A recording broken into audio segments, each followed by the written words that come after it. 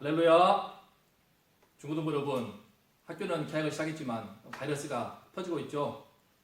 제 딸도 보니까 학교에 짝꿍이 없어요. 마스크는 답답하고 소풍이나 운동회, 수학여행도 없는 그 모습을 보니까 마음이 안타까웠습니다. 하지만 우리가 오늘 함께 예배드리면서 오늘 말씀을 통하여 새롭게 힘을 얻기를 바랍니다. 오늘 우리는요, 우리가 믿고자 하는 예수님은 누구신지, 그분이 어떠한 분이신지 그 진짜 모습에 대해서 배울 것입니다. 우리가 예수님의 진가를 알 때 그분의 능력과 그분의 은혜를 잘 받아서 누릴 수가 있어요. 오늘 우리가 함께 예수님의 진가를 볼 수 있도록 우리의 눈을 뜨게 해달라고, 예수님의 진짜 모습을 보게 해달라고 함께 기도함으로 예배를 시작하겠습니다. 하나님 아버지, 우리가 예수 그리스도를 믿습니다. 하지만 그 주님을 제대로 알아야만이 우리가 제대로 믿고 그분의 은혜와 능력을 받아서 누릴 수가 있습니다. 하나님 아버지, 오늘 말씀을 통하여서 하나님 보좌 우편에 계시는 그 주님을 바라볼 수 있도록 우리의 믿음의 눈을 뜨게 하여 주시옵소서. 성령께서 함께 하시고 은혜를 허락하셔서 오늘 예배를 통하여서 예수님을 새롭게 만나고 그분의 은혜와 능력의 충만함 가운데 거할 수 있도록 축복하여 주시옵소서. 우리 주 예수 그리스도의 이름으로 감사하며 기도했습니다. 아멘. 자, 오늘 말씀의 제목은 예수님은 누구신가? 입니다. 요절 말씀 함께 읽겠습니다. 다윗이 그리스도를 주라 하였은즉 어찌 그의 자손이 되겠느냐 하시니 많은 사람들이 즐겁게 듣더라. 자, 오늘 말씀은 짧아요. 35절부터 37절까지 다 함께 한 목소리로 읽겠습니다. 예수께서 성전에서 가르치실세 대답하여 이르시되 어찌하여 서기관들이 그리스도를 다윗의 자손이라 하느냐? 다윗이 성령에 감동되어 친히 말하되 주께서 내 주께 이르시되 내가 너의 원수를 너의 발 아래에 둘 때까지 내 우편에 앉았으라 하셨도다 하였느니라. 다윗이 그리스도를 주라 하였은즉 어찌 그의 자손이 되겠느냐 하시니 많은 사람들이 즐겁게 듣더라. 아멘. 자, 오늘 말씀에서 예수님은 백성들에게 질문하십니다. 그동안 늘 종교 지도층들한테 질문만 받던 예수님께서 이제 모든 질문에 대한 답을 하시고 그들에게 영적인 권위를 확보하신 다음 성전에서 백성들에게 물으십니다. 어찌하여 서기관들이 그리스도를 다윗의 자손이라고 하느냐? 당시 백성들에게 성경을 가르치는 서기관들의 성경 해석에 대해서 예수님이 문제를 제기하십니다. 그들은 그리스도를 다윗의 자손이라고 오해했습니다. 사실 그리스도가 다윗의 자손인 것은 맞습니다. 사무엘라 7장 말씀을 보면 오실 그리스도는 다윗 왕의 혈통을 통해서 오신다는 예언의 말씀이 있습니다. 이 말씀에 기초할 때 그리스도는 다윗의 자손 맞죠? 그래서 마가복음 10장에서 앞을 못 보는 맹인 바디메오가 예수님이 오신다는 말씀을 듣고 그분이 그리스도이시니까 자기 눈을 뜨게 하실 분임을 믿고 다윗의 자손 예수여 나를 불쌍히 여기소서 라고 외칩니다. 예수님은 그 외침을 듣고 그의 믿음을 보시고 눈을 뜨게 해주시죠. 이 사건 이후에 예수님은 예루살렘에 들어가시는데 백성들도 호산나 찬송하리로다 오는 우리 조상 다윗의 나라여 라고 찬송하면서 예수님을 맞이합니다. 그만큼 다윗의 자손은 그리스도 또는 메시아의 또 다른 호칭이자 별칭이었습니다. 그런데 문제가 있습니다. 두 가지가 있어요.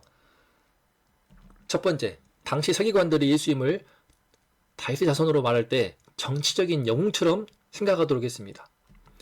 이스라엘을 로마의 식민 통치로부터 해방하고 나라를 되찾게 할 뿐만 아니라 만국 위에 군림하게 하는 로마 제국보다 더 뛰어난 나라로 우리 유대 국가를 만들 것이요 그런 편협한 민족주의에 기반한 성경 해석을 한 것입니다. 마치 우리나라에서 가장 큰 영토를 넓혔던 고구려의 광개토 대왕, 조선시대 임진왜란 때 왜구를 다 물리쳤던 이순신 장군, 그리고 한글을 창제하시고 조선의 최고 부흥을 이끌었던 세종대왕과 같이 그렇게 위대하고 뛰어난 왕으로 그리스도를 그린 것입니다. 문제가 있습니다. 편협한 민족주의도 문제이지만 제일 큰 문제는요, 바로 그리스도를 하나님이 아니라 인간처럼 생각했다는 것입니다. 여러분, 만약에 그리스도가 온 인류를 구원하신다고 하는 그리스도가 일개 인간에 불과하면 어떤 문제가 있을까요? 아무리 뛰어나고 위대한 인간이랄지라도 어차피 늙고 병들고 죽습니다. 그가 살아있는 동안에는 그 나라와 민족만큼은 잘 먹고 잘 살기 힘들지 모르지만 그가 죽은 다음에는 다시 돌아가거나 전보다 더 못할 수가 있죠. 그리고 그 한 인간이 아무리 뛰어나들지라도 그 나라와 민족만 살릴 뿐이지 온 세계와 전 인류, 인종과 민족을 초월해서 역사를 뛰어넘어서 모든 이 땅의 인간들을 구원할 수 있는 구원자가 될 수 있겠습니까? 그것은 불가능하죠. 그리스도가 인간이라고 한다면 유한한 존재이기 때문에 우리 모두를 구원할 수 없게 됩니다. 그리스도는 반드시 하나님이셔야 되는 것입니다. 그런데 문제가 있죠. 우리는 그리스도를 어떻게 오해할까요? 우리도 예수님에 대해서 이렇게 정치적인 영혼으로 생각하지 않지만 예수님을 마치 인간처럼 인간 예수님만 생각하는, 그래서 교훈적으로 감상적으로 예수님을 바라보는 측면이 없지 않습니다.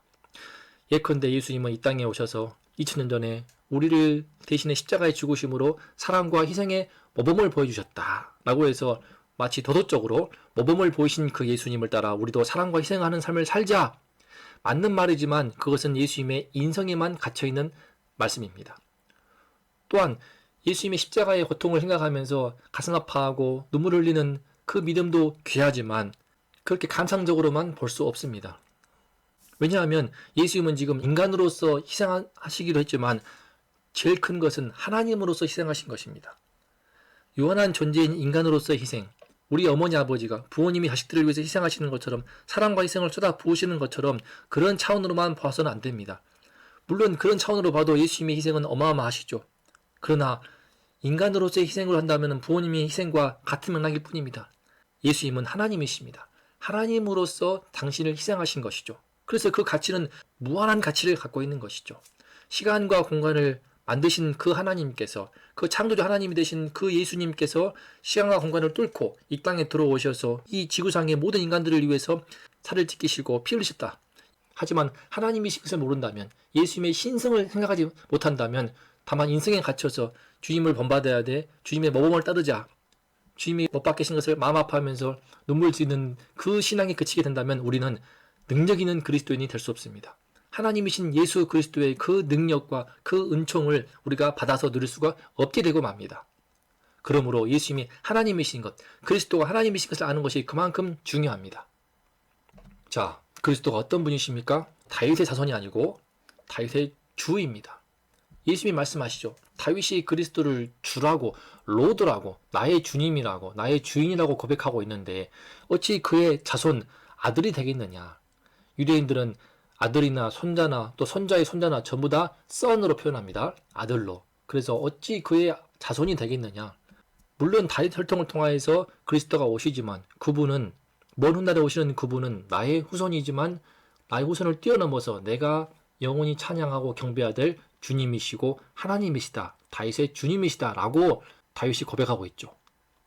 많은 사람들도 그 말씀을 들으면서 아 그렇네, 그 해석이 맞으니까 즐겁게 들었습니다.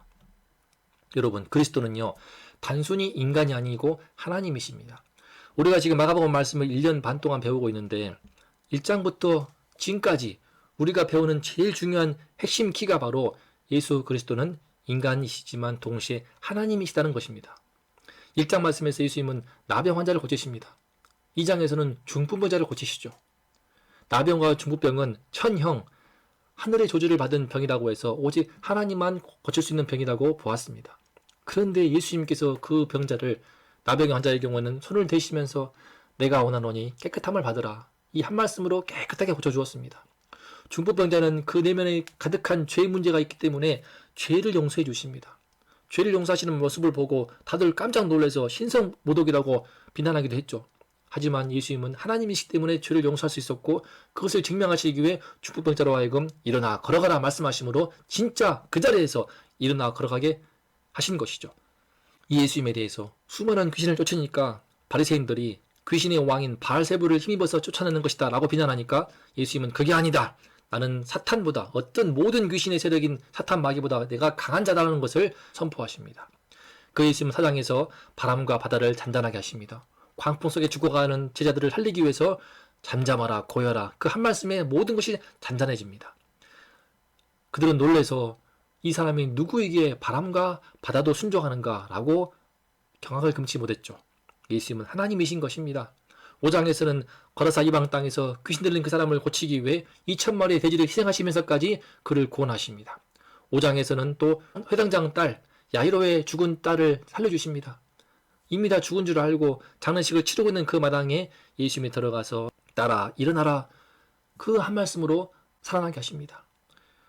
6장에서는 오병의 기적으로 5,000명을 먹이시고 8장에서는 7병의 기적으로 4,000명을 먹이십니다. 그리고도 무려 12바구니가 남고 7강주리가 남았습니다. 7장에서는 베스다의 맹인을 눈을 뜨게 하셨고 10장에서는 아까 보았던 바디메오 맹인의 눈을 뜨게 하셨습니다. 그리고 8장에서는 역풍이 불어서 노를 젓느라 고생하는 제 아들을 도우시기 위해 바다 위를 걸어서 예수님은 오시죠. 무엇보다도 9장에서 예수님은 변화산에서 베드로와 야고보 요한 3명만 데리고 올라가신 그 산 정상에서 자신의 진짜 모습, 눈부신게 빛나는 모습으로 변화하셔서 예수님의 하나님 되심을 보여주셨습니다. 여러분, 마가복음에 눈의 증거하는 것, 예수님은 바로 하나님이신 것입니다. 인간으로서 우리와 함께 배고프시고 목마르시고 그 예수님이시지만 참 인간이시자 동시에 참 하나님 그분이신 것입니다. 그 하나님이신 그분께서 이 땅에 시간과 공간을 뚫고 육신을 입고 오셔서 우리와 함께 고난을 당하시더니 마침내 십자가에서 살이 찢기시고 피 흘리신 죽으심을 당하시는 것입니다. 하나님으로서 죽으시는 거예요. 하나님으로서 우리를 대신해 십자가에 피 흘리신 것입니다. 하나님이시기 때문에 부활하사 승천하셨죠. 그리고 마가복음은 마칩니다. 16장 19절 말씀, 마지막 말씀 바로 전절입니다. 주 예수께서 말씀을 마치신 후에 하늘로 올려지사 하나님 우편에 앉으시니라. 이렇게 마가복음은 마칩니다. 예수님께서 모든 사명을 다 마치신 뒤에 본래 계시던 하나님 보좌 우편에 돌아가심으로써 그 우편이라 뜻은 하나님의 권능과 영광을 가리킵니다. 본래 가졌던 그 권능과 영광의 자리로 다시 돌아가신 것이죠. 이 땅에서 인간을 대속하시기 위한 모든 사명을 마치시고 하나님 보좌 우편으로 돌아가신 그 장면으로 마가복음은 모든 말씀을 마칩니다. 여러분, 예수님은 바로 하나님이십니다. 우리를 구원하시기 이 땅에 오신 그 주님은 참 사람이시자 참 하나님이시며 우리가 잊지 말아야 할 것, 하나님이시기 때문에 우리 인간들을 참으로 구원할 수 있는 그리스도가 될 수 있다는 것입니다. 그렇다면 질문이 있습니다. 대체 다윗은 어떻게 해서 그리스도와 하나님 되심을 알았을까요? 구약 성경을 보면은 아담의 타락 이후에 인간을 구원할 여자의 후손이 약속되는데 그 여자의 후손은 인간일 것이다 라는 믿음 가운데 구약의 수많은 성경 말씀이 선포됩니다. 여자의 후손이 참 사람이시자 참 하나님이시라는 것을 깨닫지 못했습니다. 그런데 다윗만큼은 예수님 오시기 무려 1000년 전의 인물인 다윗만큼은 주님께서 은혜를 주셔서 성령의 감동하심 가운데 성부 하나님과 성자 예수님 그리고 성령 하나님이라는 삼위일체의 하나님을 희미하게 바라볼 뿐만 아니라 그 그리스도가 바로 하나님이심을 어렴풋이나마 깨닫습니다. 말씀을 보세요. 성령에 감동되어서 친히 말하되 주께서 내 주께 이르시되, 여기서 주는 히브리어를 보면 여호와입니다. 시편 110편의 말씀을 인용한 말씀인데요. 그 말씀은 여호와로 시작합니다. 여호와께서 내 주께 이르시되, 다시 말해서 성령에 감동되어서 지금 다윗은 성부 하나님께서 성자 예수님께 하시는 말씀을 들은 것입니다. 놀라운 일이죠. 삼위일체 하나님께서 서로 의논하시는 말씀을 들은 거예요. 무슨 말씀하십니까? 내가 너의 원수를 너의 발 아래에 둘 때까지 내 우편에 앉았으라. 자, 헬라 원문을 보면은 첫 번째 이렇게 나옵니다. 내 우편에 앉았으라. 이거부터 나오는 거예요. 아까 말씀드린 것처럼 하나님 보좌 우편이라는 것은 하나님의 권능과 영광의 자리를 가리킵니다. 성자 예수님께서 하나님 보좌 우편에서 권능과 영광을 받으시는 상태를 지금 예언하고 있습니다. 다윗은 본인이 예언하면서도 이게 무슨 뜻인지 몰랐을 거예요. 하지만 우리는 신약과 구약 말씀을 다 알기 때문에 신구약을 다 갖고 있기 때문에 알고 있죠. 바로 이것은 예수께서 인간을 대신하여 죽음을 당하시고 그 죽음을 이기시고 부활 승천하사 하나님의 권능과 영광을 받으시는 그 상태를 가리키는 것입니다. 그래서 마가복음에서도 주 예수께서 말씀을 마치신 후에 하늘로 올려지사 하나님 우편에 앉으시니라 이 말씀으로 마가복음을 마치지 않습니까? 그런데 언제까지 예수님이 주님의 보좌 우편에 앉아 계십니까? 내 원수 곧 사탄 마귀를 주님의 발 아래에 둘 때까지. 이것은 무엇입니까? 바로 예수님께서 재림하사 온 땅의 세상을 심판하시고 사탄 마귀를 저 무저갱 지옥의 밑바닥으로 던지실 그때까지를 가리킵니다. 물론 예수님의 발 아래 사탄 마귀가 있습니다. 그 발치에 있는 것이죠. 하지만 아직 살아서 꿈틀거리며 수많은 사람들을 예수님을 믿지 못하도록 지옥의 불구덩이로 끌어당기고 있습니다. 주님을 믿지 못하게 하는 것이죠. 오랫동안 교회를 다닐지라도 예수님을 만나지 못하도록 얼마나 사탄 마귀가 준동하는지 모릅니다.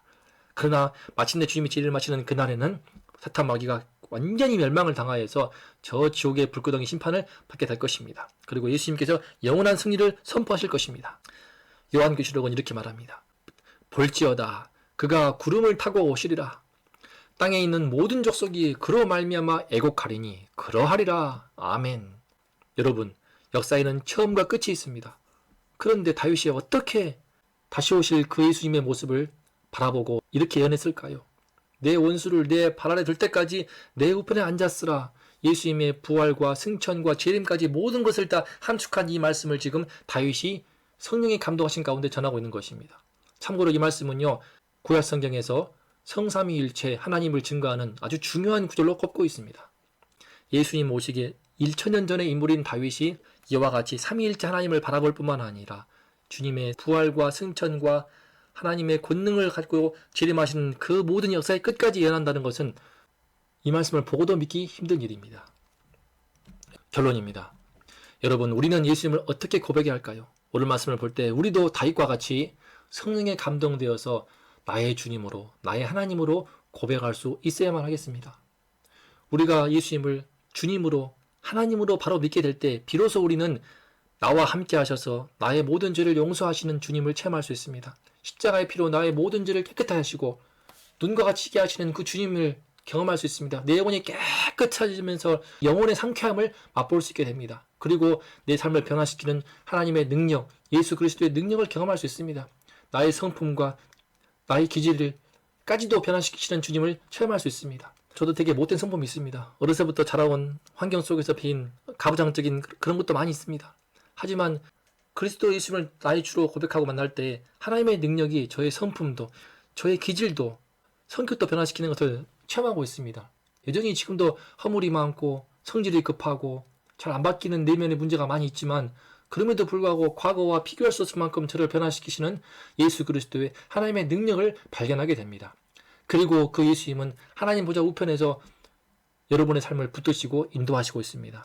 하나님 백성을 할 수 있도록 인도하시고 한 걸음 한 걸음 여러분의 청소년 시절, 중고등학교의 공부뿐만 아니라 대학 입학 이후에도 그리고 나중에 장차 취업을 하고 인생을 살아가는 모든 과정 속에서 한 걸음 한 걸음을 인도하시는 주님을 여러분이 만나고 경험할 수 있을 것입니다. 어떻게? 예수님을 바로 믿게 될 때, 예수님을 나의 주님으로, 나의 하나님으로 만나게 될 때, 그럴 때 그 은혜가 임하게 됩니다. 사도 바울도 그러했습니다. 그가 외치죠. 누가 정죄하겠는가? 나를 누가 정죄하겠는가? 죽으실 뿐 아니라 다시 살아나신 이는 그리스도 예수시니 그는 하나님 우편에 계신 자요 우리를 위하여 간구하시는 자신이라. 사도 바울도 다윗처럼 성령의 감동함을 받아서 지금 하나님 보좌 우편에 계신 주님을 바라보고 있는 것입니다. 그 주님이 보이는 것입니다. 그 주님께서 자신을 위해서 나를 위해서 간구하시는 것을 느끼는 것입니다. 여러분, 우리가 주님을 참으로 만날 때, 예수님을 나의 그리스도로, 나의 주님으로, 나의 하나님으로 참으로 만날 때 우리는 이 순간에도 지금 나를 위해서 간구하시고 있는 하나님 보좌 우편에 계시는 주님을 우리가 볼 수 있습니다. 믿음의 눈을 들어서 그 주님을 이 시간 볼 수 있습니다. 시대반이 돌에 맞아 순교하는 그 가운데에서도 하나님 보좌 우편에서 자신을 바라보시면서 기뻐하시고 힘을 내라고 응원하시는 그 주님을 깨닫고 용기 있게 순교하였습니다. 우리가 성령의 감동하심을 받아 예수님을 나의 주님으로 만날 때, 그 하나님을 만날 때 우리는 날마다 하나님 보좌 우편에서 간구하시는 주님을 느끼면서 깨달으면서 체험하면서 살아갈 수 있습니다. 이 은총을 우리 모든 중고등부와 제가 받기를 원합니다. 이 시간 성령께서 함께 하셔서 우리 중고등부에게, 저와 우리 중고등부에게 주님께서 은혜를 주셔서 성령의 감동하신 가운데 이 시간 하나님 보좌 우편에서 우리를 바라보시면서 끊임없이 기도하시고 간구하시고 붙들어주시고 능력을 주시고 힘을 주시는 그 주님을 만날 수 있기를 우리 주 예수 그리스도 이름으로 축복합니다. 여러분, 이 시간 다 함께 오늘 함께 배운 말씀을 붙들고 합심해서 기도하면 좋겠습니다. 예수님께서 이 시간 주님의 보좌 우편에서 우리를 바라보시고 빙그레 웃으시면서 우리 안에 믿음을 주시기를 원하십니다. 내가 너와 함께하고 있다. 내가 너를 사랑한다. 내가 너를 위해 십자가에 살이 찢기고 피를 흘렸다. 너의 마음을 열어서 나를 주님으로 영접해라. 나를 따르는 삶을 살거라. 그리하면 너의 영혼의 모든 죄가 씻길 것이고 내 삶이 변화될 것이며 내 삶 속에서 하나님의 능력이 함께해서 하나님의 백성으로 우뚝 서서 주님을 영광스럽게 하는 삶을 살게 될 것이다 라고 주님께서 지금 응원하시고 있습니다. 이 시간 그 주님을 바라보면서 함께 합심해서 기도하겠습니다. 하나님 아버지 감사합니다. 이 시간 주님 보좌 우편에서 우리를 바라보시면서 우리가 믿음의 삶을 살도록 응원하시는 주님을 깨닫고 감사합니다. 우리 전고등부 한 명 한 명이 이 주님을 만날 수 있도록 축복하여 주시옵소서. 다윗처럼 사도 바울처럼 이 시간 우리에게 성령을 보내주시어서 모든 것을 깨닫게 도와주시고 예수님을 나의 그리스도로 나의 주님으로 깊이 영접할 수 있도록 하나님 아버지 축복하여 주시옵소서. 그래야 우리 중고등부 한 사람 한 사람의 삶에 능력으로 역사하시고 그 삶을 변화시키시고 그 삶을 한 걸음 한 걸음 인도하시어서 주님의 백성으로 하나님 나라의 백성으로 하나님 나라의 능력 있는 주의 종들로 한 명 한 명을 굳게 붙들어 주시고 세워 주시옵소서. 우리 주 예수 그리스도 이름으로 감사하며 기도했습니다. 아멘. 중고등부 여러분, 오늘 말씀에서 배웠듯이 우리가 다윗처럼 바울처럼 성령에 감동되어서 하나님이신 그 예수님, 주님 보좌 우편에 계시는 그 주님을 바라볼 수 있어야 됩니다. 예수님은요, 언제까지나 십자가에 달린 그런 슬픈 모습이 아닙니다. 살이 찢기시고 피 흘리시는 그런 안타까운 모습으로 계속 달려 계시는 것이 아닙니다. 우리를 대속하시기 위해서 그 십자가의 고난을 당하시죠. 하지만 딱 사흘, 그리고 곧바로 죽음을 이기시고 부활하셔 승천하시고 지금 이 순간 하나님 보좌 우편에 계십니다. 그곳에서 여러분에게 성령을 보내주시고 말씀하시는 겁니다. 세상을 이기라고.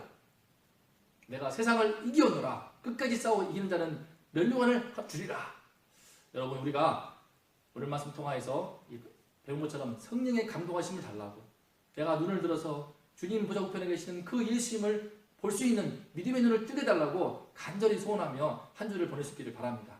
주님께서 은혜를 주셔서 한 주 동안 하나님 보좌 우편에 계시는 그 예수님을 바라보는, 그 영광이 충만하신 그분을 바라보는 우리의 믿음의 눈을 뜨고 우리 삶 속에서 승리할 수 있기를 우리 주 예수 그리스도의 이름으로 축복합니다. 그러면 또 건강한 모습으로 다음 주에 만나겠습니다. 안녕.